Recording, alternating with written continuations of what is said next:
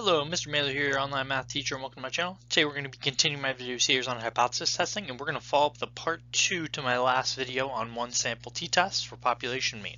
So if you find this video helpful, consider smashing the like button, subscribing, and let's go. So in the last video, I did an example of a one-sided alternative hypothesis. Today I'm going to do an example of a two-sided alternative hypothesis.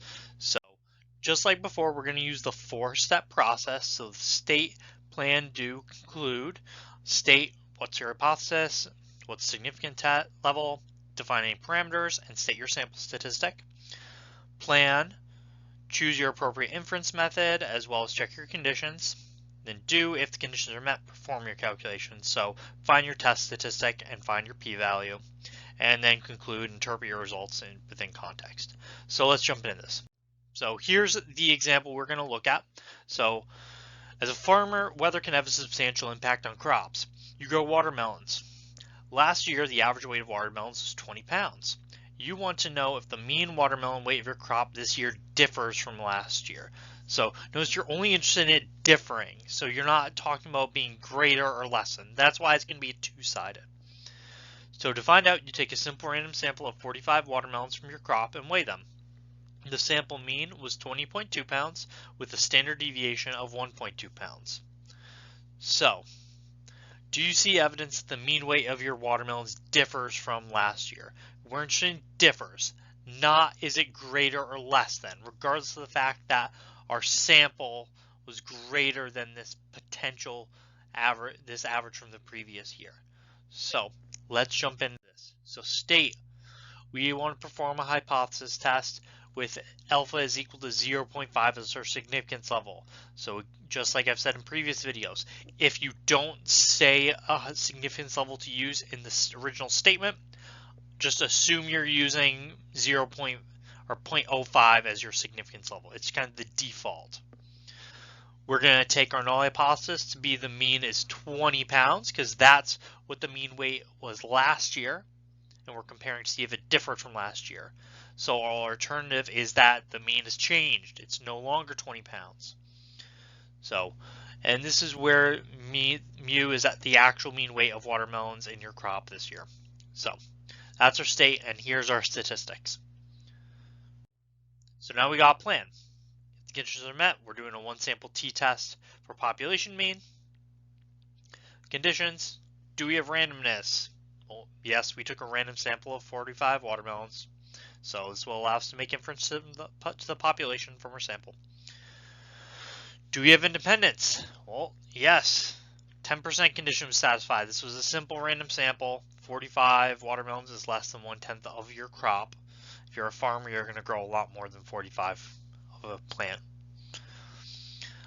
That's going to allow us to take our simple random sample and use our standard deviation formula for the standard deviation of the sampling distribution. Do we have normality? Well, since our sample size is large enough and the standard deviation is finite, then we can apply the central limit theorem here to say yes, the sampling distribution of the sample mean is normal. So we are good here. So now that we've checked our conditions, we can go to do. So we're going to use a t-distribution. So we need to compute a test statistic and a p-value. Just like I said in my previous video, your t-statistic is going to be the statistic minus the parameter divided by the standard deviation of the statistic with this formula. So same formula as in my last video. To find the p-value, you're going to need to also know your degrees of freedom, which is always one less than your sample size, so n minus 1. And again, we can only use this test when the conditions we checked on the previous page are satisfied. So let's go. And again, we're looking at the picture on the right this time. This is two-sided. We're just interested in differed. So test statistic. Here's all the information we are given. We can plug into our formula to get a t-value of about 1.12.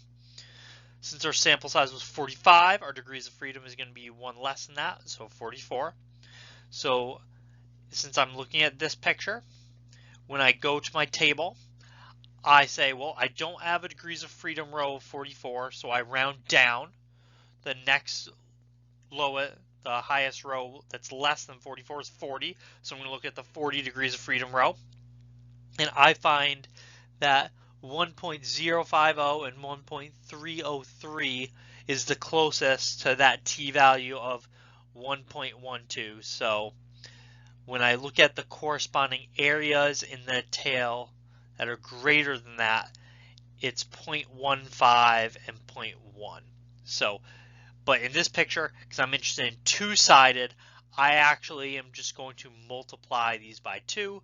So that means the area between the two tails is going to be somewhere between 20 and 30. So 0.3 and 0.2. Sorry, the 0.3 is getting cut out by my face. If you want to be a little more exact, you can always use technology. So this is why I'd use my TI-84, and I'd get an area of 0.27. That matches up exactly with the table, which says the area is between 0.2 and 0.3. So that's good.